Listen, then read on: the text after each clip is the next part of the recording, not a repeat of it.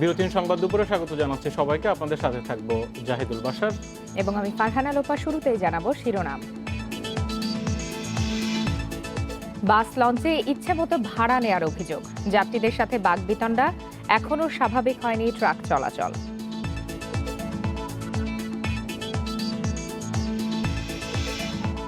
বাংলাদেশ আর কখনো পথ হারাবে না, প্রধানমন্ত্রীর প্রত্যয়। বিএনপির রাজনৈতিক ভবিষ্যৎ নিয়ে সংশয় প্রকাশ।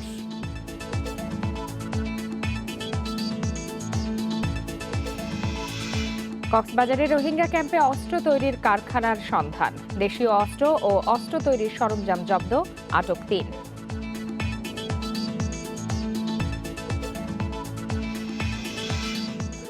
ইউপি নির্বাচনকে ঘিরে সংঘর্ষ বেড়েই চলেছে। মেহেরপুরের গাংনীতে নির্বাচনী সহিংসতায় নিহত ২, আহত ২০।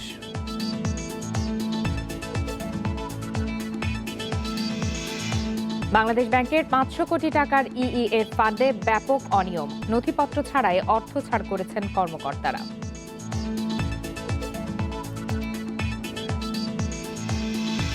শিরোনাম জানাচ্ছিলাম, এবারে চলে যাচ্ছি বিস্তারিত খবরে। নতুন ভাড়ার তালিকা অধিকাংশ বাসে এখনো না থাকায় ইচ্ছামতো ভাড়া নেওয়া হচ্ছে বলে অভিযোগ যাত্রীদের। এ নিয়ে প্রায় প্রতিটি বাসেই হচ্ছে বাকবিতণ্ডা, যদিও অভিযোগ অস্বীকার করছেন চালক হেলপাররা। এদিকে যাত্রী কল্যাণ সমিতি বলছে, সাধারণ মানুষের কথা চিন্তা না করে পরিবহন মালিকদের সিদ্ধান্তকে গুরুত্ব দিয়েই ভাড়া বাড়ানো হয়েছে। ৩ দিনের পরিবহন ধর্মঘট প্রত্যাহারের পর রোববার সন্ধ্যা থেকেই রাজধানীতে চালু হয় গণপরিবহন। নতুন ভাড়ার বিষয়ে রোববার সিদ্ধান্ত হলেও সোমবারেও নতুন ভাড়ার তালিকা পায়নি বাসের চালক হেলপাররা। বাসের মালিকপক্ষ তাদের ভাড়ার নতুন তালিকা দেয়নি, তাই পুরনো ভাড়াতেই তারা যাত্রী পরিবহন করছেন বলে দাবি চালক হেলপারদের। না ভাড়া বেশি করি না তোমরা, আমাদের চার্ট হলে তারপর বেশি ভাড়া কাটবো। অনেকে হয়তো অনুমতি পাইছে, বাড়ার চার্ট পাইছে, আমি পাই নাই। বাড়ার চার্ট পাইলে হয়তো আমি বিক্রি করবো আগের বারে চার্ট অনুসারী।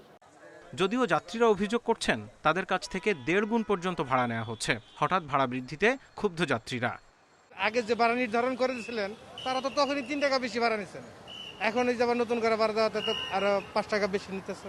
২৪০ টাকা ভাড়া, এখন ২৭০ টাকা দিয়ে চলন লাগতেছে মাইমিসিং। এমন বাস ভাড়া বাড়াইছে যে ৫০ টাকা বাড়াই দিচ্ছে।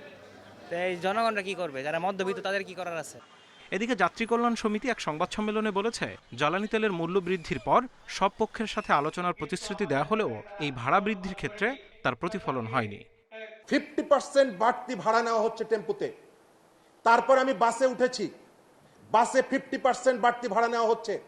সরকারের সিদ্ধান্ত সরকার কার্যকর করতে পারছে না। মানুষকে বাইরে রেখে সরকার মালিকদের এই যে ভাগাভাগি, আমরা এর তীব্র নিন্দা করি। নতুন প্রজ্ঞাপনে ডিজেল ছাড়া গ্যাস, অকটেন ও পেট্রোল চালিত যানবাহনের ক্ষেত্রে নতুন ভাড়া প্রযোজ্য হবে না বলা হলেও সব পরিবহনেই বেশি ভাড়া নেওয়া হচ্ছে।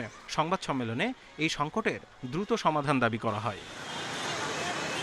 Zahidul Bashar, independent news, Dhaka.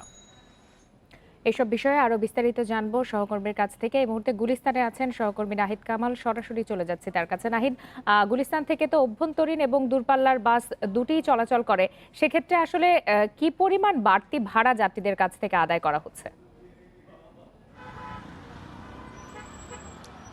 যেটি হচ্ছে আজকে সকাল থেকেই যখন আমরা সড়কে এই বিষয়ে কাজ করছিলাম, যেটি দেখছি অফিসগামী মানুষ থেকে শুরু করে যারাই জরুরি প্রয়োজনে বাহিরে বের হয়েছেন তারা কিন্তু অনেকটা বিপাকেই পড়েছেন, যার কারণ কিনা বেশিরভাগ পরিবহনেই বলা চলে নির্ধারিত যে ভাড়া সে তার চাইতে কিন্তু দ্বিগুণ ভাড়া নেওয়া হচ্ছে, এমনটাই কিন্তু অভিযোগ করা হচ্ছে। আর আমরা এখন দুপুর পর্যন্ত সড়কের যে পরিস্থিতি দেখতে পাচ্ছি, বেশিরভাগ পরিবহনেই নির্ধারিত ভাড়া বা গতকাল বৈঠক থেকে যে সিদ্ধান্ত হয়েছে ভাড়া বাড়ানোর বিষয়, সেই বিষয়ে কোনো লিস্ট বা যে মূল্য তালিকা সেটি কিন্তু টানানো হয়নি। সেই ক্ষেত্রে বাস মালিক কর্তৃপক্ষ যেটি করছেন যাত্রীদের কাছ থেকে কিন্তু অনেক বেশি ভাড়া নিচ্ছেন।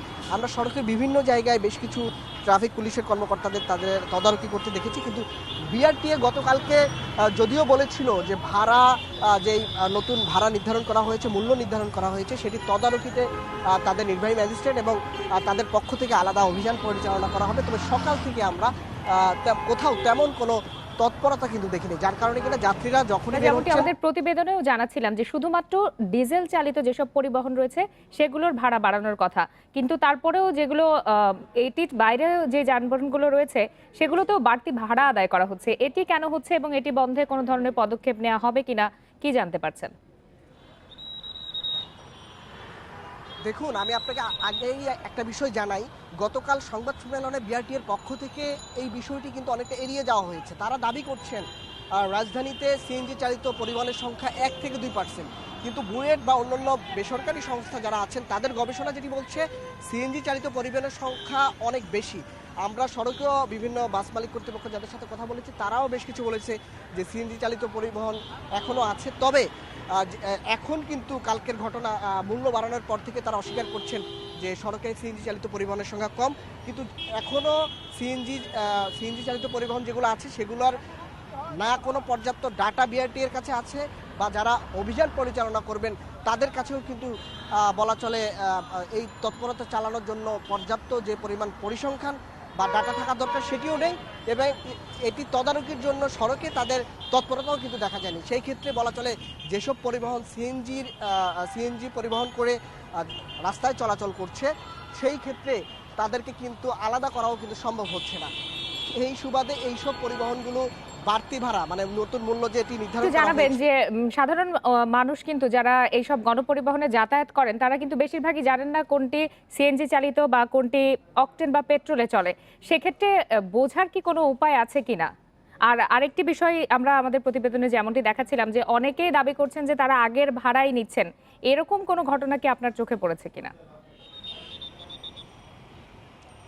না, আসলে আগে ভাড়া নেওয়ার এরকম কোনো ঘটনা কিন্তু আমাদের চোখে পড়েনি। উল্টো চিত্র যেটি দেখা মিলেছে, অনেকে আগের যে ভাড়া ছিল তার চাইতে দ্বিগুণ ভাড়া নিয়েছে। তারা যুক্তি হিসেবে দেখিয়েছেন এখন পর্যন্ত তাদের কাছে কোনো মূল্য তালিকা বা চার্ট টানানো হয়নি। আজকে সকাল থেকে সড়কে যানবাহনের গণপরিবহনের সংখ্যাও কিছুটা কম ছিল, সেই সুবাদে কিন্তু যাত্রীদেরকে অনেকটা জিম্মি করেই তারা এই তৎপরতা চালিয়েছে। আর আপনি যেটি বলছিলেন যে সিএনজি চালিত যেসব পরিবহন আছে সেসব চিহ্নিত করার কোনো উপায় আছে কিনা, আসলে কোনো পরিবহনে যেগুলো সিএনজি চালিত পরিবহন সেখানেও যেমন চিহ্নিত করার কোনো প্রক্রিয়া নেই বা কোনো নির্দেশনা নেই, সেটি কিন্তু যাত্রীরা দেখা যাচ্ছে যে পরিবহনে উঠে অনেকে জিজ্ঞেস করছেন এটা কি সিএনজিতে চালিত নাকি ডিজেলে চালিত। সেই ক্ষেত্রে বেশিরভাগ সর্বোপরি সবগুলো পরিবহনই নির্দেশ দিচ্ছে যে আপনার তাদের পরিবহনগুলো হচ্ছে ডিজেলে চালিত। এই সুবাদে যাত্রীরা কিন্তু নতুন নির্ধারিত যেসব ভাড়া সেসব ভাড়াতেই তাদের বলা চলে এই পরিবহনগুলো চালনা করছেন। গুলিস্তান থেকে জানাচ্ছিলেন সহকর্মী নাহিদ কামাল। এদিকে ধর্মঘট প্রত্যাহার করে সারা দেশে লঞ্চ চলাচল শুরু করে স্বস্তি ফিরলেও বাড়তি ভাড়া আদায়ে ক্ষুব্ধ যাত্রীরা। সকাল থেকে সরকার নির্ধারিত বাড়তি ভাড়া আদায় করছে লঞ্চ কর্তৃপক্ষ, তবে প্রজ্ঞাপনের আগে রোববার রাত থেকে কোনো কোনো লঞ্চে বাড়তি ভাড়া নেওয়ার অভিযোগ করেছেন তারা। বরিশালে অভ্যন্তরীণ রুটে যাত্রী প্রতি 20 থেকে 30 টাকা ও দূরপাল্লার লঞ্চে 100 থেকে 200 টাকা ভাড়া বেড়েছে। লক্ষ্মীপুর ভোলা নৌ রুটে জনপ্রতি ভাড়া 150 থেকে বাড়িয়ে 200 টাকা করা হয়েছে। হঠাৎ করে ভাড়া বেড়ে যাওয়ায় বিপাকে যাত্রীরা। তারা বলছেন বাড়তি এই ভাড়া তাদের উপর চাপ বাড়িয়ে দিয়েছে।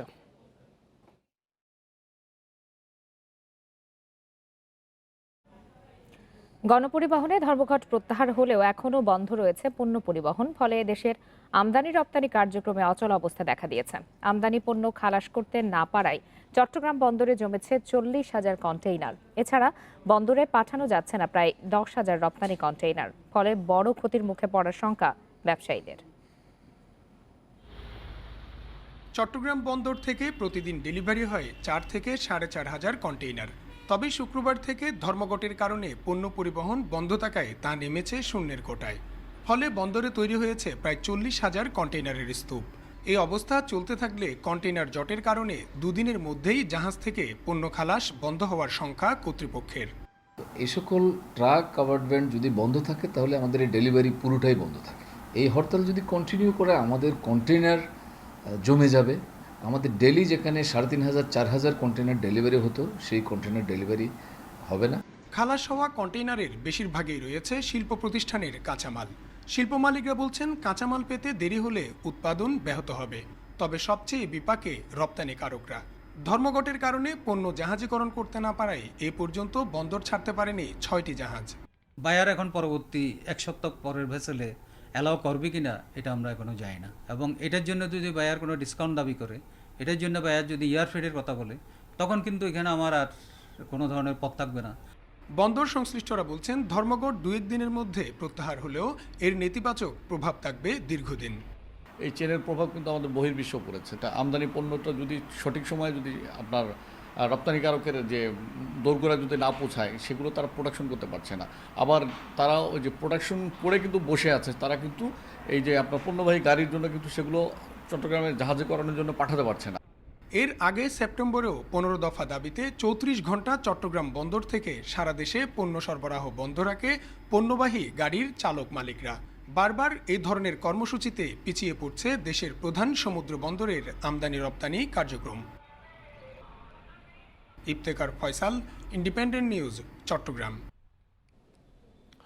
বাস লঞ্চ ধর্মঘট প্রত্যাহার হলো, এখনও ট্রাক চলাচল স্বাভাবিক হয়নি। কেন প্রত্যাহার, এখনও ট্রাকের ধর্মঘট প্রত্যাহার করা হয়নি, সেই বিষয়ে বিস্তারিত জানবো। চট্টগ্রাম এবং ঢাকা থেকে সহকর্মীরা রয়েছেন। শুরুতেই ঢাকায় তেজগাঁও ট্রাক স্টেশনে রয়েছেন খালেদ রায়হান।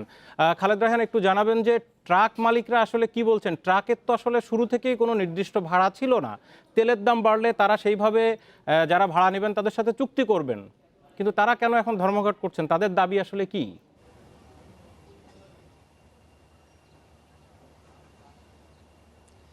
দেখুন, এই বিষয়ে গতকালকে বিকাল 4টায় তারা একটি সংবাদ সম্মেলন করেছিলেন এবং সেখানে তারা 3টি দাবি জানিয়েছেন। তার মধ্যে প্রথম দাবিটি ছিল যে ডিজেলের দাম 65 টাকা থেকে 80 টাকা করা হয়েছে। প্রথম দাবিটি হচ্ছে সেই ডিজেলের দাম যাতে 65 টাকায় থাকে। এছাড়া তারা বাকি দুটি দাবি করেছেন। তার দ্বিতীয়টি হচ্ছে যে বিভিন্ন জায়গায় মুক্তারপুর ব্রিজ এবং যমুনা সেতুতে সেখানে তাদের অতিরিক্ত টোলের কথা বলা হচ্ছে, সেই টোল তারা আসলে দিতে চান না। আগে যেই টোল ছিল সেই টোলই তারা দিতে চান। এবং তৃতীয়ত, ঢাকা সিটি কর্পোরেশন এবং পৌরসভা এলাকাতে তাদেরকে টোলের নামে চাঁদাবাজি করা হয়, সেটিকে তারা বন্ধ রাখে। আমি এখানকার চিত্র দেখায় নিশ্চয়ই দেখবেন যে সব ধরনের এই ট্রাক স্ট্যান্ডে যত ধরনের ট্রাক রয়েছে, পণ্যবাহী যত ধরনের ট্রাক রয়েছে, কাভার্ড ভ্যান থেকে শুরু করে সব কিছুই কিন্তু বন্ধ রাখা হয়েছে। এবং আজকে রাত 8টার দিকে স্বরাষ্ট্রমন্ত্রীর সঙ্গে তাদের একটি বৈঠক হবার কথা রয়েছে। সেই বৈঠকের পর তাদের নতুন সিদ্ধান্ত আসতে পারে যে তারা কি ধর্মঘট প্রত্যাহার করবেন কিনা। আপনি যে বিষয়টি জানতে চেয়েছেন যে আগে থেকেই তো এই ভাড়া নির্ধারণ করা ছিল না, সেই ক্ষেত্রে কেন তারা এই অবরোধের বা এই ধর্মঘট তারা কেন ডেকেছে, তাদের সঙ্গে আমার কথা হচ্ছে। তারা যেটি বলছেন যে যদি এখন ডিজেলের দাম বাড়ে তাহলে তাদের চুক্তি ভিত্তিক, তাদের মাসিক চুক্তি ভিত্তিক বেশ কিছু ইতিমধ্যে চুক্তি করা আছে, সেক্ষেত্রে নতুন বা বেশি ভাড়ার কথা যদি তারা বলেন, তারা সেই চুক্তিগুলো হারাতে পারে না। বেশি ভাড়া দিয়ে এখন তাদের যেই পরিমাণের ট্রাকের ট্রিপ হয়, সেই ট্রিপ হয়তো তারা করতে পারছেন না। 3টি কথা বলা হলেও যে এখন যেই বিষয়টি বলা হচ্ছে বা ধর্মঘট, মূলত পরিবহন শ্রমিকরা বা বাস এবং লঞ্চে যেই কারণে ধর্মঘটটি করা হয়েছিল, সেই কারণটি ছিল শুধুমাত্র জ্বালানি তেল বা শুধুমাত্র আমি যদি ডিজেলের কথা, ডিজেলের বাড়তি দামের কথা। কিন্তু এরা কিন্তু এর সঙ্গে আরো 2টি শর্ত জুড়ে দিয়েছেন। তার একটি হচ্ছে চাঁদাবাজি। তারা বলছেন সিটি কর্পোরেশন এবং পৌরসভা টোলের নামে তারা চাঁদাবাজি করছেন এবং মুক্তারপুর এবং যমুনা সেতুতে তারা অতিরিক্ত টোল আদায় করছেন। তারা সেই টোলগুলোর আসলে মওকুফ চান এবং তারা যেটি বলছেন, তারা চাচ্ছেন, তারা ভাড়া বাড়াতে চান না, তারা ডিজেলের দাম, তারা যেটি বলছেন সরকারের পক্ষ থেকে যদি ভর্তুকি দেওয়া হয় তাহলে ডিজেলের দাম কমানো সম্ভব। আপনার একেবারে খুব কাছেই রাজধানীর সবচেয়ে বড় কাঁচা পণ্যের বাজার, এই যে ট্রাক ধর্মঘট এখনো চলছে, পণ্য পরিবহনে কি ধরনের সংকট দেখলেন আসার পথে?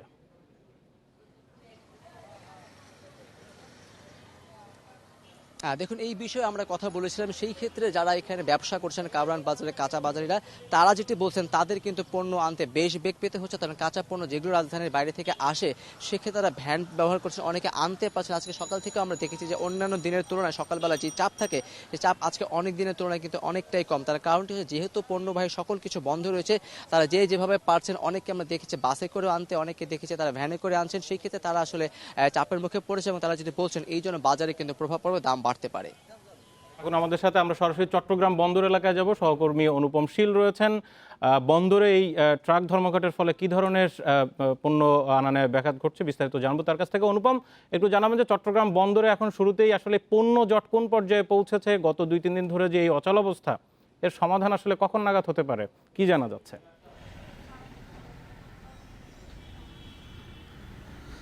প্রথমত জানিয়ে রাখি যে আমি এখন চট্টগ্রাম বন্দরের একেবারে অন্যতম প্রধান যেই ফটকটি আছে 4 নম্বর গেট, সেটির সামনে, এবং বুঝতে পারছেন যে এই অন্যান্য স্বাভাবিক বা সাধারণ দিনে এই ফটকটি অত্যন্ত ব্যস্ত একটি এলাকা হিসেবে পরিচিত। এখানে সব সময় এখানে পণ্যবাহী যে কন্টেইনার বা ট্রাক, কাভার্ড ভ্যান এগুলো প্রবেশ করে এবং বের হয়। কিন্তু এই মুহূর্তে খুবই কম সংখ্যক, অর্থাৎ একেবারে শূন্যের কোটায় পণ্য পরিবহনের বিষয়টি। এবং এক্ষেত্রে আমরা কথা বলেছিলাম একটু আগে, খবরেও যেমনটা আমরা জানছিলাম যে চট্টগ্রাম বন্দরে এই মুহূর্তে প্রায় 38,783 একক কন্টেইনার এখন চট্টগ্রাম বন্দরের ভেতরে রয়েছে, যেটি বন্দরের মোট ধারণ ক্ষমতার 79%, অর্থাৎ আর মাত্র 21% যে ইয়ার্ডের জায়গা খালি আছে। এবং এই যে 38,783 একক কন্টেইনার এখন জমা আছে, তার মধ্যে গত 24 ঘন্টায় এই জমা হয়েছে প্রায় 1,841 একক।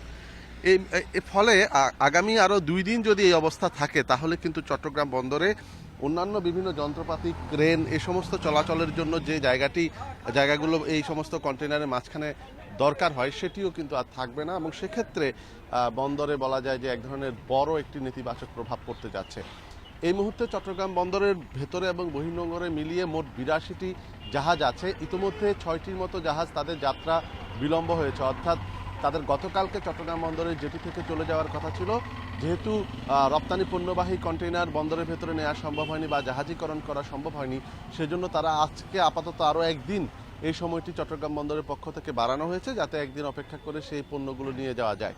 কিন্তু বাস্তবতা হচ্ছে এখনো পর্যন্ত আমরা এই সমস্ত প্রাইম মুভার বা যেই কন্টেইনারগুলো পরিবহন করে তাদের সাথে, তাদের যানবাহনের মালিকদের সাথে কথা বলেছিলাম। তারা বলছে তাদের সাথে এখনো পর্যন্ত এই বিষয়টিকে নিয়ে কোনো আলোচনা শুরু হয়নি। তবে ধারণা করা হচ্ছে আজকে রাতে যে বৈঠকটি স্বরাষ্ট্র মন্ত্রণালয়ে হওয়ার কথা, সেখান থেকে হয়তো একটি সমাধান হতে পারে। কিন্তু বাস্তবতা হচ্ছে এই মুহূর্তে বিপুল পরিমাণ আমদানির পণ্য চট্টগ্রাম বন্দরের ভেতরে আটকা পড়েছে। এছাড়া বিভিন্ন আইসিডিগুলোতে, অর্থাৎ কন্টেইনার ডিপোগুলোতে রপ্তানি পণ্য আটকা পড়েছে। এছাড়া বিভিন্ন কলকারখানায় যে অনেক ধন্যবাদ। এবং রায়হান যুক্ত হয়েছেন আমাদের সাথে, আপনার দুজনকে ধন্যবাদ। ডিজেলের দাম বাড়ায় দুশ্চিন্তায় কৃষক ও মৎস্যজীবীরা। উৎপাদন খরচ ও বাজার নিয়ে শঙ্কায় তারা। চলতি বোরো মৌসুমে সেচে কত খরচ বাড়ে সেটা পর্যবেক্ষণ করা হচ্ছে। সে অনুযায়ী ব্যবস্থা নেওয়া হবে বলে জানায় কৃষি সম্প্রসারণ অধিদপ্তর। নরসিংদীর বেলাবো উপজেলার কৃষক আবুল কাশেম দিনভর পরিশ্রম করে জমির পরিচর্যা করছেন। আর কিছুদিন পরই এই জমিতে দিতে হবে সেচ, কিন্তু হঠাৎ ডিজেলের দাম বাড়ায় দুশ্চিন্তায় পড়ে গেছেন। সেচ থেকে পরিবহন সবকিছুতেই গুনতে হবে বাড়তি টাকা। যেমন আগে চৈতাম 350 টাকা গানি, অনেক চৈতে 400 টাকা। আমরা তেলের টাকা আনুমগত থেকে। এমন শঙ্কা সব কৃষকেরই। বোরো ধানের আবাদে যে সেচ পাম্প ও পাওয়ার টিলারের মূল জ্বালানি ডিজেল। আবার এখন শীতের সবজি উঠছে, বেশি ভাড়া দিতে হবে এসব সবজি পরিবহনে। সরকার এটা যদি এভাবে বাড়াতে থাকে, তা আমরা কৃষকের অনেক লাঞ্ছনার মধ্যে পড়বো আর কি। অনেক পড়তে তেলের দাম বাড়াইছে, বা লাইকের দাম বাড়াইছে, সারের দাম বাড়াইছে, এদিকে এগুলি তো মনে করেন সরকার কৃষকের চাপটা হারাইতেছে। ডিজেল ও কেরোসিনের দাম বাড়ায় বিপাকে মৎস্যজীবীরাও। খরচ বেড়ে যাবে পুকুরে সেচ দেওয়া ও মাছ ধরার নৌকা চালাতে। আগে নদীতে মাছ কম পাইলেও তেল মোটামুটি চলতো। এখন সরকার তেলের দাম 15 টাকা বাড়ানোর পরে এখন আর আমাদের চলার মতো কোনো পরিস্থিতি নেই, নদীতেও মাছ নাই। কৃষকের ওপর চাপ কমাতে মন্ত্রণালয়ের সাথে আলোচনা চলছে বলে জানান কৃষি সম্প্রসারণ অধিদপ্তরের মহাপরিচালক। বীজে ভর্তুকি দিচ্ছে, সারে ভর্তুকি দিচ্ছে, এবং আপনি জানেন বিদ্যুতেও যারা সেচ যন্ত্র ব্যবহার করে ভর্তুকি পাচ্ছে। সরকার এখানেও কাজ করবে এবং অবশ্যই আমাদের যে লক্ষ্যমাত্রা 2,10,00,000 মেট্রিক টন চাল উৎপাদনে, সেটা আমরা অর্জনের জন্য যা যা করার সরকার আশা সবগুলি করবে। অধিদপ্তরের তথ্য মতে 30 ভাগ জমিতে সেচ দেওয়া হয় বিদ্যুতের মাধ্যমে, বাকি অংশে সেচ দেওয়া হয় ডিজেল চালিত যন্ত্র দিয়ে। যান্ত্রিক কৃষি ব্যবস্থা অনেকটা নির্ভর করে ডিজেলের ওপর। সরকারি তথ্য মতে দেশের ডিজেলের মোট চাহিদার 16% ব্যবহৃত হয় কৃষিকাজে। বর্তমানে ডিজেলের এই বাড়তি মূল্য উৎপাদন খরচ যেমন বাড়াবে, যার কুফল ভোগ করবে সাধারণ ভোক্তারা। Shahid Ahmed, Independent News, Belabo, Narsingdi. Diesel কেরোসিনের দাম বৃদ্ধি ও দ্রব্যমূল্যের ঊর্ধ্বগতির প্রতিবাদে সারা দেশে মহানগর ও জেলা শহরে 2 দিনের প্রতিবাদ সমাবেশের কর্মসূচি ঘোষণা করেছে বিএনপি। দুপুরে এক মানববন্ধন কর্মসূচি থেকে দলের মহাসচিব মির্জা ফখরুল ইসলাম আলমগীর এই কর্মসূচি ঘোষণা করেন। মানববন্ধনে আগামী 10 নভেম্বর রাজধানী ঢাকা বাদে সব মহানগরে এবং 12 নভেম্বর দেশের জেলা শহরে প্রতিবাদ ও বিক্ষোভ সমাবেশের কর্মসূচি ঘোষণা করেন বিএনপি মহাসচিব। মির্জা ফখরুল বলেন, প্রতিনিয়ত দ্রব্যমূল্যের ঊর্ধ্বগতির মধ্যে জ্বালানি তেলের দাম বৃদ্ধি কোনোভাবেই মেনে নেওয়া যায় না। এর বিরুদ্ধে জনগণকে সচেতন করে তুলতে হবে। যতদিন আওয়ামী লীগ সরকার ক্ষমতায় থাকবে ততদিন জনগণের কষ্ট বাড়বে, তাদের ভোগান্তি বাড়বে বলেও মন্তব্য করেন তিনি। জাতীয় প্রেস ক্লাবের সামনে ঢাকা মহানগর বিএনপি উত্তর ও দক্ষিণের যৌথ উদ্যোগে জ্বালানি তেলের দাম বৃদ্ধি ও দ্রব্যমূল্যের ঊর্ধ্বগতির প্রতিবাদে এই মানববন্ধন হয়। আগামী 10 তারিখে দেশের মহানগরগুলোতে ঢাকা বাদ দিয়ে যেহেতু ঢাকা আজকে হয়ে গেল, এই জ্বালানি তেল ও নিত্য প্রয়োজনীয় দ্রব্যের বিরুদ্ধে প্রতিবাদ সমাবেশ অনুষ্ঠিত হবে এবং 12 তারিখে সমস্ত জেলা সদরগুলোতে এই জ্বালানি তেল ও নিত্য প্রয়োজনীয় দ্রব্যের মূল্য বৃদ্ধির প্রতিবাদে আমাদের বিক্ষোভ সমাবেশ অনুষ্ঠিত হবে। এবারে টি-20 বিশ্বকাপের খবর।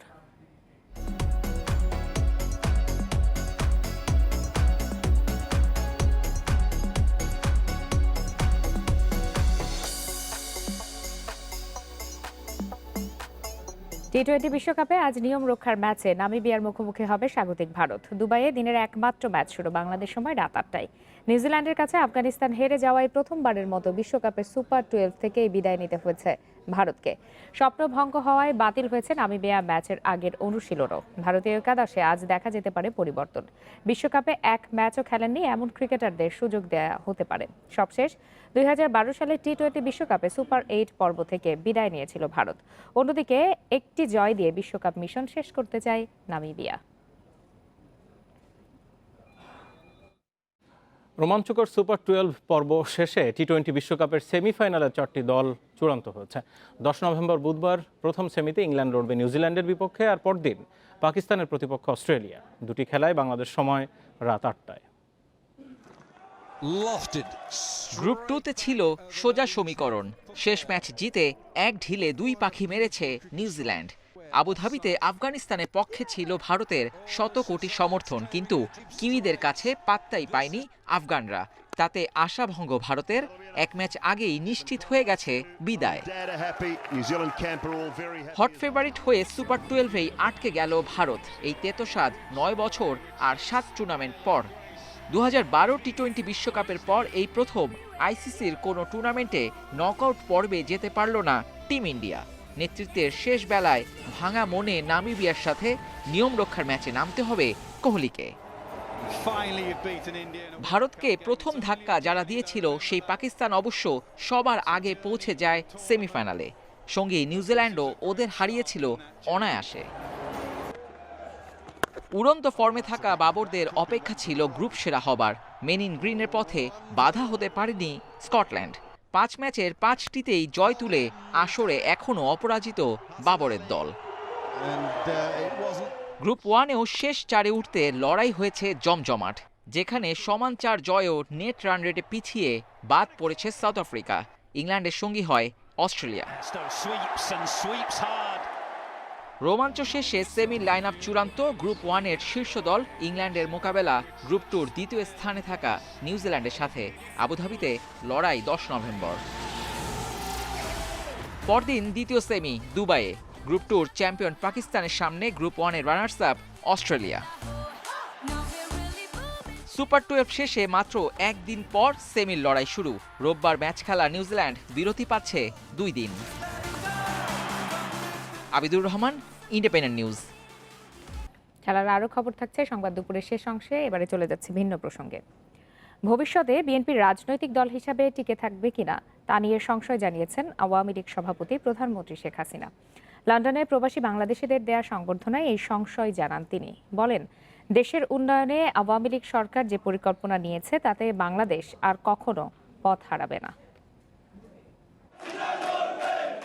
লন্ডন সফরের শেষ কর্মসূচি হিসেবে কুইন এলিজাবেথ সেন্টারে যুক্তরাজ্যে বসবাসরত প্রবাসী বাংলাদেশিদের সংবর্ধনায় ভার্চুয়ালি যোগ দেন প্রধানমন্ত্রী শেখ হাসিনা। এক যুগের বেশি সময় ধরে ক্ষমতায় থাকা আওয়ামী লীগ কিভাবে দেশের উন্নয়ন পরিকল্পনা সাজিয়েছে তা তুলে ধরেন তিনি। জনগণের সম্পদ লুট করে তারা বিলাসিতা করে, আর আওয়ামী লীগ জনগণের পাশে থাকে, জনগণের কল্যাণ চিন্তা করে। বাংলাদেশ বিশ্বে যে মর্যাদার আসনে পৌঁছেছে তা ধরে রেখে আরও এগিয়ে যাওয়ার প্রত্যয় জানান প্রধানমন্ত্রী। উন্নয়নের ধারা যেন ব্যাহত না হয় সেজন্য দেশীয় প্রবাসী সবাইকে সচেতন থাকার আহ্বান তার। ৭৫-এ যেমন মোস্তাক ক্ষমতা দখল করেছিল জিয়াউর রহমানের সহযোগিতায়, 3 মাসও যেতে পারে নাই, মোস্তাককে বের করে দিয়ে তখন জিয়াউর রহমান নিজে অবৈধভাবে ক্ষমতা দখল করে রাষ্ট্রপতি ঘোষণা দেয়। আর সেই রাষ্ট্রপতি ঘোষণা দেওয়ার পর থেকে এই দেশে 19 বার কু হয়। প্রত্যেকবার জিয়াউর রহমানের হাতে হাজার হাজার সামরিক বাহিনীর সৈনিক, অফিসার, বিমান বাহিনীর অফিসার এবং অনেক মানুষ মারা যায়, তাদেরকে হত্যা করা হয়, কোর্ট মার্শাল দেওয়া হয়, সামারি ট্রায়াল দেওয়া হয়, এইভাবে মানুষকে হত্যা করে। অবৈধ কর্মকাণ্ডে জড়িয়ে বিএনপির শীর্ষ নেতৃত্বের সাজা হওয়ায় রাজনৈতিক দল হিসেবে দলটির অস্তিত্ব টিকে থাকা নিয়ে সংশয় জানান আওয়ামী লীগ সভাপতি। সাজাপ্রাপ্ত আসামি যে ফিউজিটিভ, সে হলো একটা দলের নেতৃত্বে, তো সেই দলের অস্তিত্ব থাকে কিভাবে? যে দলের নেতৃত্বই হচ্ছে সাজাপ্রাপ্ত আসামি, তাও খুনের মামলা, অস্ত্র চোরা কারবারি মামলা থেকে শুরু করে দুর্নীতির মামলা। এবং খালেদা জিয়ার ছেলেদের দুর্নীতি, এটা কিন্তু আমাদের না, এটা আমেরিকার FBI খুঁজে বের করেছে, সেখান থেকে ধরা পড়েছে, সিঙ্গাপুরে ধরা পড়েছে, এবং বাংলাদেশ থেকে পাচারকৃত কিছু টাকা আমরা ফেরত আনতেও সক্ষম হয়েছি। সরকারের অর্থনৈতিক পরিকল্পনায় প্রবাসীদের সরাসরি অংশগ্রহণ চেয়ে তিনি বলেন, সব ধরনের সুযোগ সুবিধা দিতে তৈরি তার সরকার। 100টা অর্থনৈতিক অঞ্চল করে দিচ্ছি। আমি আপনাদের প্রবাসীদের বলবো, অনেকদিন তো এই দেশে ছিলেন, বাংলাদেশে আসেন, বিনিয়োগ করেন, অর্থনৈতিক অঞ্চল করে দিচ্ছি 100টা, সেখানে আপনারা বিনিয়োগ করবেন। প্রধানমন্ত্রী বলেন, কারো করুণায় নয়, নিজ যোগ্যতাতেই বিশ্বে পরিচিতি পাচ্ছে বাংলাদেশ। সক্ষম হয়েছি। অনিমেষ কর, ইন্ডিপেন্ডেন্ট নিউজ, ঢাকা। কক্সবাজারের উখিয়ায় রোহিঙ্গা শিবির অস্ত্র কারখানার খোঁজ পেয়েছে র্যাব। সেখান থেকে 10টি দেশীয় অস্ত্র, বিপুল পরিমাণ অস্ত্র তৈরির সরঞ্জাম সহ 3 জনকে আটক করেছে তারা। গোয়েন্দা নজরদারির ভিত্তিতে নিশ্চিত হওয়ার পর সোমবার ভোরে কারখানাটিতে অভিযান চালায় র্যাব। দীর্ঘদিন ধরে এই কারখানায় অস্ত্র বানাচ্ছিল একটি চক্র, যে অস্ত্র সরবরাহ করা হতো রোহিঙ্গা সন্ত্রাসীদের কাছে। এমন তথ্যের ভিত্তিতে গোয়েন্দা নজরদারি চালিয়ে কারখানাটি শনাক্ত করে র্যাব। সোমবার ভোরে 4 ঘন্টার বেশি সময় গুলি বিনিময়ের পর কারখানাটির নিয়ন্ত্রণে নেয় র্যাব। সেখান থেকে জব্দ করা হয় 5টি পিস্তল, 5টি বন্দুক ও বিপুল পরিমাণ অস্ত্র তৈরি সরঞ্জাম। আটক করা হয় 3 জনকে। তারা 7-8 জন ছিল, এর মধ্যে 2-3-4 জন পালিয়ে গেছে, আর 3 জনকে আমরা হাতে নাতে একদম স্পটে ধরতে সক্ষম হয়েছি। এবং এরপরে আমরা এই যে ঘরটা আপনারা দেখতে পাচ্ছেন, এর ভিতরে ঢুকে আমরা দেখলাম যে বিপুল পরিমাণ অস্ত্রশস্ত্র আছে, দেশীয় অস্ত্র আছে, এবং অস্ত্র তৈরির যে সরঞ্জামাদি, এর সম্পূর্ণ সেটআপ কিন্তু এখানে আছে। রোহিঙ্গা শিবিরগুলোতে সন্ত্রাসী তৎপরতা ঠেকাতে এই ধরনের অভিযান অব্যাহত থাকবে বলে জানান র্যাব অধিনায়ক। এই কার্যক্রমকে আমরা আরও ত্বরান্বিত করছি, এবং আপনারা জানেন যে র্যাব কোনো প্রকারের কোনো সন্ত্রাসী কর্মকাণ্ড এই অঞ্চলে বরদাস্ত করবে না, এবং এটার ব্যাপারে আমাদের জিরো টলারেন্স। এই সন্ত্রাস, অস্ত্র এবং মাদকের বিরুদ্ধে আমাদের প্রচেষ্টা অব্যাহত রয়েছে, গোয়েন্দা কার্যক্রম অব্যাহত রয়েছে। এর আগে গত 2 বছরে ক্যাম্পের বিভিন্ন স্থানে প্রায় 10টির মতো কারখানা শনাক্ত করা হয়। সেসব জায়গা থেকে বিপুল পরিমাণ অস্ত্র জব্দ এবং বেশ কয়েকজন রোহিঙ্গা সন্ত্রাসীকে আটক করে আইনশৃঙ্খলা রক্ষাকারী বাহিনী। তৌফিকুল ইসলাম, ইন্ডিপেন্ডেন্ট নিউজ, কক্সবাজার। মেহেরপুরের গাংনীতে আসন্ন ইউপি নির্বাচনকে কেন্দ্র করে সহিংসতায় 2 ভাই নিহত হয়েছেন। এ ঘটনায় আহত হয়েছেন নারী সহ আরও অন্তত 20 জন। সকালে কাথুলি ইউনিয়নের ধলা গ্রামে সংঘর্ষের এই ঘটনা ঘটে। স্থানীয়রা জানান, গাংনী উপজেলার কাথুলি ইউপি নির্বাচনে আতিয়ার হোসেন ও আজমাইন হোসেন 7 নম্বর ওয়ার্ডে সদস্য পদে প্রতিদ্বন্দ্বিতা করছেন। ভোটের প্রচারণা নিয়ে দুপক্ষের মধ্যে বিরোধ চলছিল। আজ সকালে ভোট চাওয়াকে কেন্দ্র করে দুপক্ষের সমর্থকদের মধ্যে সংঘর্ষ শুরু হয়। ঘণ্টাব্যাপী এ সংঘর্ষে দুপক্ষের অনেকে আহত হয়। আহতদের উপজেলা স্বাস্থ্য কমপ্লেক্সে নেওয়া হলে 2 জনকে মৃত ঘোষণা করেন চিকিৎসক। নিহতরা হলেন জাহারুল ইসলাম ও শাহাদুল ইসলাম। তারা দুজনই ইউপি সদস্য আজমাইন হোসেনের ভাই।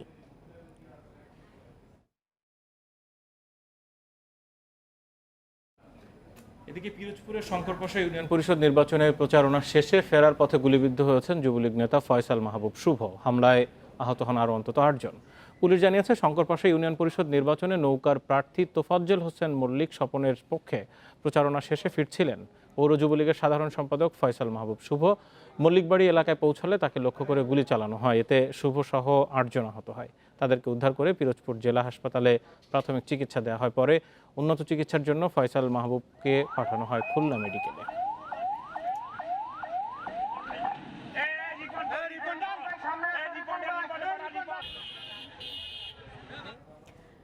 আগামী 11 নভেম্বর ইউপি নির্বাচনের দ্বিতীয় ধাপের ভোট গ্রহণকে কেন্দ্র করে এরই মধ্যে উত্তাপ বেড়েছে বিভিন্ন উপজেলায়, ঘটছে সংঘর্ষের ঘটনাও।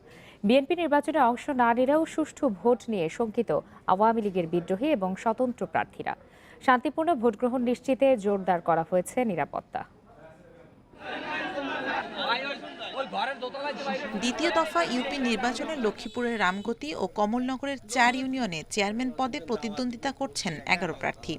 বিএনপি না থাকলেও নির্বাচনের মাঠে রয়েছে আওয়ামী লীগের একাধিক বিদ্রোহী প্রার্থী। এসব প্রার্থী একে অপরের বিরুদ্ধে হামলার অভিযোগও তুলছেন। নেতাকর্মীদের বিভিন্ন ধরনের হুমকি ধমকি দিচ্ছে, এটা আমি প্রশাসনকে অবগত করছি এবং নেতাদেরকে জানাচ্ছি। জনগণ ভোট কেন্দ্রে যাইয়া সুষ্ঠুভাবে ভোট দিতে পারে, এটাই আমি আশা করি। কুষ্টিয়ার মিরপুর ও ভেড়ামারার 17 ইউপি নির্বাচন ঘিরে বাড়ছে উত্তাপ, ঘটছে সহিংসতার ঘটনা। মুখোমুখি অবস্থানে আওয়ামী লীগ ও জাসদ, হামলা ও মামলার অভিযোগও তুলেছেন আওয়ামী লীগের বিদ্রোহী প্রার্থীরা। আমার জনপ্রিয়তাকে দেখে তারা ভীত সন্তুষ্ট, যার জন্য আমার কর্মীকে হুমকি, আমার পোস্টার লাগাইতে যাচ্ছে, তাদেরকে বাধাগ্রস্ত করছে। কিন্তু বাংলাদেশের নাগরিক, আমার তো একটা অধিকার আছে নির্বাচন করার। দীর্ঘদিন ধরে আওয়ামী লীগ করে আসছি, হয়তো আমি এক স্বতন্ত্র নির্বাচন করছি। মিডিয়া এবং প্রশাসন এবং দেশবাসীর কাছে বিতর্কিত করার জন্য তারা এই ষড়যন্ত্রে নেমেছে। আচরণবিধি লঙ্ঘনে কঠোর ব্যবস্থার হুঁশিয়ারি দিয়েছে কমিশন। আমরা লিখিত অভিযোগগুলো বিবেচনায় নিব। আমাদের পুলিশ প্রশাসন আছে, স্থানীয় প্রশাসন আছে, তাদের সাথে সমন্বয় করে আমরা কাজ করব। এদিকে নারায়ণগঞ্জ সদর উপজেলার এনায়েতনগর ইউপি নির্বাচনে জমে উঠেছে প্রচার প্রচারণা। এই ইউনিয়নে চেয়ারম্যান পদে প্রার্থী 2 জন। আমাদের সবচেয়ে বড় সমস্যা হচ্ছে ড্রেনেজ ব্যবস্থা, রোডঘাট, অপরিষ্কার যেই সব জায়গা আছে, নোংরা পরিবেশ, সেই পরিবেশকে সুন্দর করা এবং একটা আধুনিক ওয়ার্ড গড়ার জন্য শপথ নিলাম। ইউপি নির্বাচনের দিন ঘনিয়ে আসার সাথে সাথে উত্তপ্ত হয়ে উঠছে যশোরের ঝিকরগাছা ও চৌগাছা। 2 উপজেলার 22টি ইউনিয়নে বাড়ছে সহিংসতা, মামলা ও ভাঙচুরের ঘটনা। Shamima Rahman, independent news. মানিকগঞ্জের পাটুরিয়ায় কাত হয়ে ডুবে যাওয়া ফেরিটি সোজা করা হয়েছে। এখন চলছে ফেরি থেকে পানি নিষ্কাশনের কাজ। বিকেলের মধ্যে পুরোপুরি কাজ শেষ করে বিআইডব্লিউটিএ-কে ফেরিটি বুঝিয়ে দেওয়া যাবে আশা করছেন উদ্ধার কাজে সংশ্লিষ্টরা। এর আগে সকাল 8:30টার দিকে 5টি উইন্স বার্জের সাহায্যে শুরু হয় উদ্ধার কাজ। বেসরকারি সংস্থা জেনুইন এন্টারপ্রাইজ লিমিটেডের 50 কর্মী উদ্ধার কাজ চালাচ্ছে। ফেরিটি তুলতে আনুমানিক ব্যয় ধরা হয়েছে 2 কোটি টাকা। গত 27 অক্টোবর পাটুরিয়ায় 5 নম্বর ঘাটে ডুবে যায় ফেরি আমানত শাহ।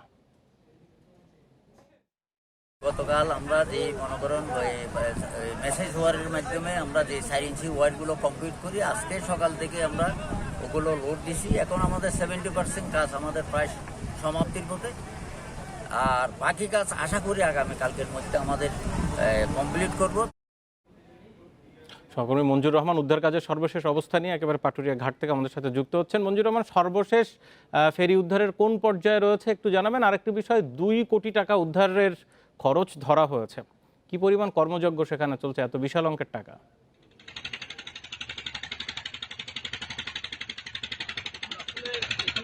দেখলে বুঝতে পারবেন যে আমার পিছনে এই ফেরিটি আমানত শাহ, এটি কিন্তু এই যে পাশটি দেখতে পাচ্ছেন, এটি কিন্তু নদীর তলদেশে ছিলেন, সেটা এখন উঠিয়ে এখন এটাকে সোজা করে রাখা হয়েছে। এবং পাশে দেখতে পাচ্ছেন যে এখানে যে জেনুইন এন্টারপ্রাইজের যে ডুবুরি দলের যে সদস্যরা আছে, তারা কিন্তু ফেরিটি ধুয়ে পরিষ্কার করছে, অর্থাৎ এই ভিতরে যে পানি আছে সেই পানিগুলি তারা অপসারণ করছেন।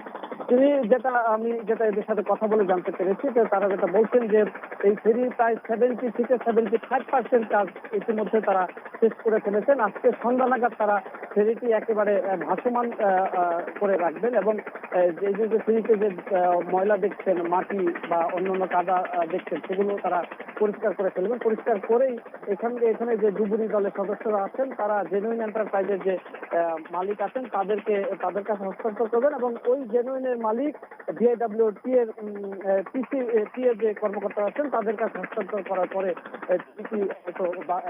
এটা সারার জন্য দিবে। তিনি যেটা বলেছেন, আমি জিজ্ঞেস করেছিলাম এই ফেরিটি আসলে চলাচলের উপযোগী হবে কি না।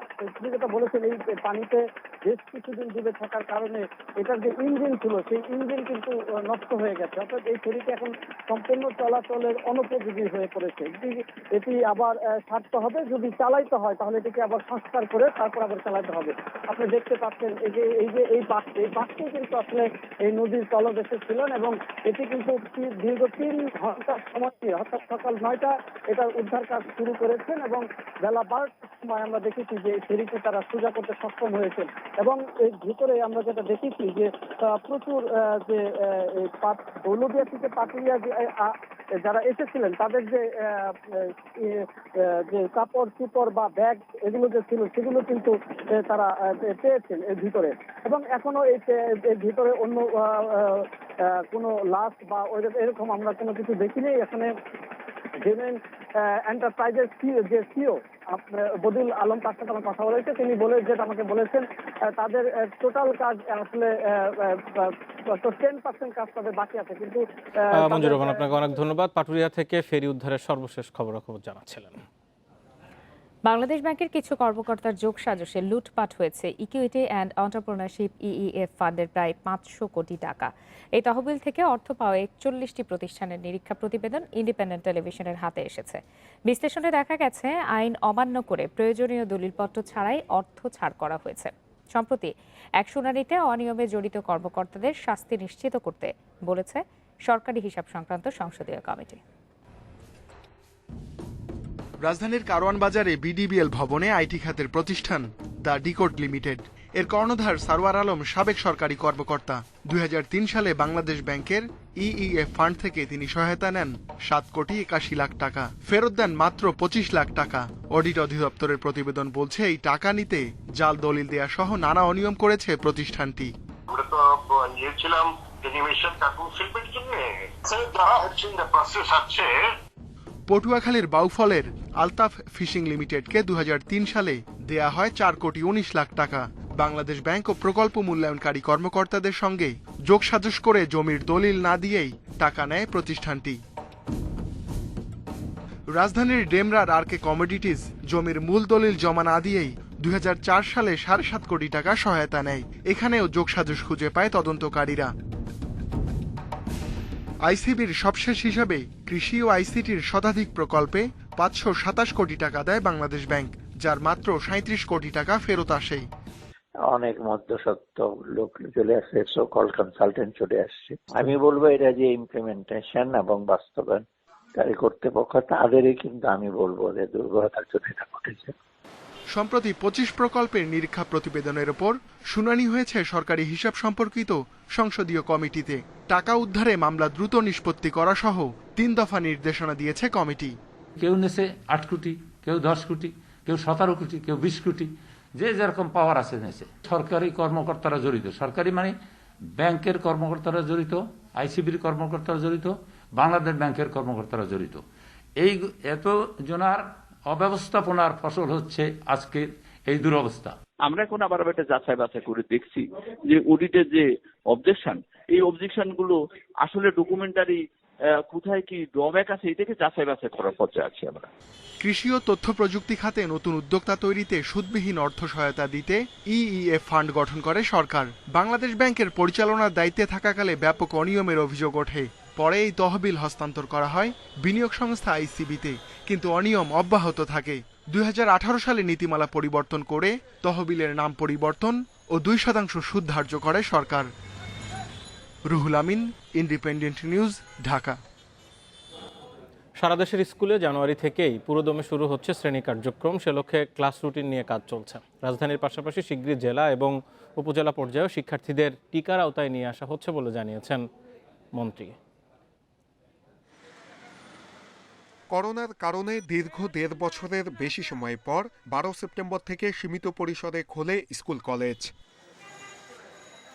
নভেম্বরে এসএসসি এবং ডিসেম্বরে এইচএসসি পরীক্ষা অনুষ্ঠিত হবে। এই পরীক্ষা শেষ হওয়ার পরই স্বাভাবিক শ্রেণী কার্যক্রমে ফিরবে মাধ্যমিক পর্যায়ের শিক্ষার্থীরা। সে লক্ষ্যে রাজধানীতে শুরু হয়েছে টিকাদান কার্যক্রমও। শিক্ষা মন্ত্রণালয় বলছে চলতি মাসেই জেলা পর্যায়ের শিক্ষার্থীদের টিকা দেয়া হবে। এরপর তা নিয়ে যাওয়া হবে উপজেলা পর্যায়েও। যদি আমরা একটা ভালো সংখ্যক শিক্ষার্থীর টিকাটা দিয়ে ফেলতে পারি এবং কোভিড সিচুয়েশন যদি এরকমই থাকে, মানে এখন যে অবস্থা ভালো অবস্থায় আছে সেরকম যদি থাকে, তাহলে তো আমরা আশা করতেই পারি যে আমরা জানুয়ারির প্রথম থেকেই আমরা পরিপূর্ণভাবে ক্লাস শুরু করতে পারব। প্রাথমিক ও গণশিক্ষা মন্ত্রণালয় বলছে প্রাথমিক শিক্ষার্থীদের প্রতিদিন ক্লাসে আনতে রুটিন হচ্ছে। জানুয়ারিতে প্রাক প্রাথমিকের শিক্ষার্থীদেরও ক্লাসে আনার কথা ভাবা হচ্ছে। করোনা পরিস্থিতি যেভাবে স্বাভাবিক হয়ে যাচ্ছে, আমরা আশা করতেছি যে আগামীতে আমরা আবার পূর্ণদমে শিক্ষা ব্যবস্থাটাকে চালু করতে পারি। গবেষকরা বলছেন করোনা সংক্রমণের বর্তমান হার অব্যাহত থাকলে জানুয়ারিতে পুরোদমে শিক্ষা কার্যক্রম শুরুতে তেমন ঝুঁকি নেই। তবে স্বাস্থ্যবিধি নিশ্চিতে সর্বোচ্চ গুরুত্ব দেওয়ার তাগিদ তাদের। যে স্কুলটা 8টা থেকে 2টা পর্যন্ত হতো, সেটাকে আমরা কাউকে 8টায় ঢুকালাম, কাউকে 11টায় ঢুকালাম, আমরা বিকাল 4টা-5টা পর্যন্ত যদি নিয়ে যাই, তো সেইভাবে যদি আমরা ভাগ করে নেই, স্কুলের ডিউরেশনটাকে যদি আমরা বৃদ্ধি করি, তাহলে কিন্তু আমরা এই একটা সেকশনকে ভাগ করে আমরা বা একটা ক্লাসকে ভাগ করে কিন্তু আমরা নেওয়া সম্ভব। বর্তমানে চলতি বছর ও আগামী বছরের এসএসসি এইচএসসি পরীক্ষার্থী এবং পঞ্চম শ্রেণীর শিক্ষার্থীদের প্রতিদিন ক্লাস নেওয়া হচ্ছে। আর তৃতীয়, চতুর্থ, অষ্টম, নবম শ্রেণীতে 2 দিন এবং অন্যান্য শ্রেণীর 1 দিন করে ক্লাস হচ্ছে। নূরে আলম, ইন্ডিপেন্ডেন্ট নিউজ, ঢাকা। আপনারা দেখছেন বিরতিহীন সংবাদ দুপুর। সংবাদ দুপুরে আরো যা দেখবেন। করোনার প্রভাবে খাদ্য নিরাপত্তাহীনতায় ভুগছে ভারত। অপুষ্টির শিকার দেশটির 33 লাখের বেশি শিশু। টানা 20 মাসের নিষেধাজ্ঞা শেষে আন্তর্জাতিক সীমান্ত খুলে দিচ্ছে যুক্তরাষ্ট্র। একই ঘোষণা দিয়েছে জাপানও। এদিকে বিশ্বে করোনায় একদিনে 4,628 জনের মৃত্যু হয়েছে। নতুন শনাক্ত 3,43,000-এর বেশি। এ নিয়ে করোনায় মোট প্রাণহানি ছাড়িয়েছে 50,64,000। এ পর্যন্ত আক্রান্ত 25,05,00,000-এর বেশি। করোনা সংক্রমণ নিয়ন্ত্রণে আসায় দীর্ঘ 20 মাস পর পর্যটকদের জন্য খুলে দেওয়া হচ্ছে যুক্তরাষ্ট্রের সীমান্ত। তবে দেশটিতে ভ্রমণ করতে গেলে নেওয়া থাকতে হবে অন্তত 2 ডোজ টিকা। করোনার প্রকোপ শুরুর পর সাবেক মার্কিন প্রেসিডেন্ট ডোনাল্ড ট্রাম্প পর্যটকদের জন্য এই নিষেধাজ্ঞা আরোপ করেন। একদিনে যুক্তরাষ্ট্রে শনাক্ত হয়েছে 23,165 জন করোনা রোগী, মারা গেছে 123 জন। এক সপ্তাহে দেশটিতে সংক্রমণ কমেছে 13% ও মৃত্যুর হার কমেছে 21%। 10 মাস পর সীমান্ত খুলে দিচ্ছে জাপানও। তবে একদিনে 3,000-এর বেশি মানুষ দেশটিতে ঢুকতে পারবেন না। 1 বছরের বেশি সময় পর মৃত্যুহীন দিন দেখেছে জাপান। তবে কোনোভাবেই নিয়ন্ত্রণে আসছে না ইউরোপের করোনা পরিস্থিতি। 24 ঘন্টায় সর্বোচ্চ সংক্রমণ এবং প্রাণহানির তালিকায় প্রথম 10 দেশে বেশিরভাগই ইউরোপের। করোনায় একদিনে সর্বোচ্চ 1,179 জন মারা গেছে রাশিয়ায়। একই সাথে সর্বোচ্চ 39,165 জন শনাক্তও হয়েছে দেশটিতে। ভারতের কেরালায় সর্বোচ্চ 7,124 জন নতুন রোগী শনাক্ত হয়েছে। এবছরের শেষ নাগাদ সব প্রাপ্তবয়স্ক নাগরিককে টিকা দিতে 15 কোটি ডোজ প্রস্তুত রাখা হয়েছে বলে জানিয়েছে দেশটির সরকার। দেশটিতে করোনা থেকে সুস্থ হওয়ার হার 98.24%। 2020 সালে মার্চের পর এটি সর্বোচ্চ। এদিকে অস্ট্রেলিয়ার 16 বছরের বেশি বয়সী 80% নাগরিককে টিকা দেয়া হয়েছে বলে জানিয়েছেন দেশটির প্রধানমন্ত্রী Scott Morrison. Tahmid Abrar, independent news. ভারতে পুষ্টিহীনতায় ভুগছে 33 লাখের বেশি শিশু। দেশটির নারী ও শিশু উন্নয়ন মন্ত্রণালয়ের প্রতিবেদনে উঠে এসেছে এই ভয়াবহ তথ্য। এদের মধ্যে 50% পরিস্থিতি ভয়াবহ বলে বলা হয়েছে ওই প্রতিবেদনে। করোনা মহামারীর প্রভাব পড়েছে সারা বিশ্বের খাদ্য নিরাপত্তায়। দেশে দেশে বেড়েছে নিত্যপণ্যের দাম, কাজ হারিয়েছে লাখ লাখ মানুষ। মহামারীর প্রাদুর্ভাবে অনেক দেশ খাদ্য সংকটে ভুগছে, যার দরুন দেখা দিয়েছে পুষ্টিহীনতা। ভারতে 1 বছরে উদ্বেগজনক হারে বেড়েছে পুষ্টিহীন শিশুর সংখ্যা। দেশটির নারী ও শিশু বিষয়ক মন্ত্রণালয়ের হিসাবে 2020 সালের নভেম্বর থেকে চলতি বছরের 14 অক্টোবর পর্যন্ত মারাত্মক পুষ্টিহীনতায় ভোগা শিশুর সংখ্যা 91% বেড়েছে। তালিকার শীর্ষে রয়েছে মহারাষ্ট্র, বিহার এবং গুজরাট। 2020 সালে ভারতে 5 বছরের কম বয়সী শিশুদের 68% মৃত্যুর কারণ মা ও শিশুর অপুষ্টি। সংকট নিরসনে সরকারের পক্ষ থেকে বিভিন্ন কর্মসূচি নেওয়া হলেও করোনা মহামারীর কারণে প্রায় 2 বছর একরকম বন্ধ ছিল সেসব প্রকল্প। যার ফলে দেশজুড়ে অপুষ্টির শিকার শিশুর সংখ্যা বাড়ছে বলে জানান দাতব্য সংস্থা চাইল্ড রাইটস অ্যান্ড ইউ এর প্রধান নির্বাহী। সরকার পরিচালিত সমন্বিত শিশু উন্নয়ন প্রকল্প এবং স্কুলগুলিতে দুপুরের খাবার দেওয়ার মতো পরিষেবাগুলো দীর্ঘদিন শিক্ষা প্রতিষ্ঠান বন্ধ থাকায় অনিয়মিত হয়ে পড়েছে। এর ফলে দরিদ্র পরিবারের শিশুগুলো বেশি ক্ষতিগ্রস্ত হচ্ছে। অক্টোবরের শেষ সপ্তাহে প্রকাশিত বিশ্ব ক্ষুধা সূচকে ১১৬ দেশের মধ্যে ভারতের অবস্থান ছিল ১০১তম। ২০২০ সালে ভারতের অবস্থান ছিল ৯৪। বেশ কয়েকটি বিষয়ের উপর নির্ভর করে গ্লোবাল হাঙ্গার ইন্ডেক্স বা GHI স্কোর নির্ধারণ করা হয়। এক্ষেত্রে গুরুত্বপূর্ণ শিশুর অপুষ্টিজনিত সমস্যা এবং শিশু মৃত্যুর মতো বিষয়। Nusrat Serin, independent news. আবারও চলে যাচ্ছি খেলার খবরে। টি-20 বিশ্বকাপে এবার হাই স্কোরিং ম্যাচ কম হলেও 18 বলের 50 পাওয়া গেছে দুইবার। আবার 4 50 দিয়ে পাকিস্তান অধিনায়ক বাবর আজম সবচেয়ে ধারাবাহিক ব্যাটার। টি-20 ক্যালেন্ডার ইয়ারে ক্রিস গেইলকে টপকে সবচেয়ে বেশি রানের রেকর্ড মোহাম্মদ রিজওয়ানের। টি-20 বিশ্বকাপ মানেই 4 ছক্কার লড়াই। 20 ওভারের খেলায় রানটাই এতদিন ছিল মুখ্য। 2007 থেকে 2016 প্রতিটি বিশ্বকাপই এর সাক্ষী। কিন্তু এবারের আসর সমান সুযোগ দিয়েছে বোলারদেরও, যে কারণে এখন পর্যন্ত একবারই 200 রানের ইনিংস দেখা গেছে। সবচেয়ে ভালো সময় কাটছে পাকিস্তানের। মাঠের সুসময় ড্রেসিং রুমের পরিবেশকেও করেছে আনন্দময়। আবার ক্যামেরার সামনে ক্রিকেটারদের খুনসুটিও নজর এড়ায় না। হবেই বা না কেন, সবশেষ ম্যাচে স্কটল্যান্ডের বিপক্ষে শোয়েব মালিকের 18 বলের 50 পাকিস্তানের পক্ষে দ্রুততম। টি-20 বিশ্বকাপ ইতিহাসে তৃতীয় দ্রুততম। চলতি আসরে ভারতের KL রাহুলেরও সমান 18 বলে 50 করার রেকর্ড আছে, সেটাও ছিল স্কটিশদের বিপক্ষে। এদিকে পাকিস্তান অধিনায়ক বাবর আজম সুপার 12-এ 5 ম্যাচে 450-তে 264 রান করে আছেন সবার উপরে। আরেকটি 50 হলে তিনিও কোনো বিশ্বকাপে সর্বোচ্চ 50-র মালিক হবেন। যখন আমি ওপেন করতে নামি চেষ্টা থাকে ইনিংস বড় করা। রিজওয়ান ও আমার প্রথম লক্ষ্য পাওয়ার প্লে ঠিকঠাক ব্যবহার করা। এরপর দুজনের কেউ আউট হয়ে গেলে অন্যজনের দায়িত্ব ইনিংস টেনে নিয়ে যাওয়া এবং পরের ব্যাটসম্যানদের গাইড করা। তবে সব ছাপিয়ে আলোচনায় মোহাম্মদ রিজওয়ানের পারফরম্যান্স। টি-20 ক্যালেন্ডার ইয়ারে সবচেয়ে বেশি রানের রেকর্ড এখন পাকিস্তান কিপার ব্যাটারের। ক্যারিবিয়ান কিংবদন্তি ক্রিস গেইলের 1665 রানের মাইলফলক ছাড়িয়ে যেতে তিনি খেলেছেন 38টি ইনিংস। কোহলি নেমে গেছেন 3-এ। Ruksana Afroz, Independent News. এরই সাথে শেষ করছি আজকের বিরতিহীন সংবাদ দুপুর। ধন্যবাদ এতক্ষণ সাথে থাকার জন্য। ফেসবুক, ইউটিউব আর টুইটারে চোখ রাখুন আরো বিস্তারিত সংবাদ দেখতে।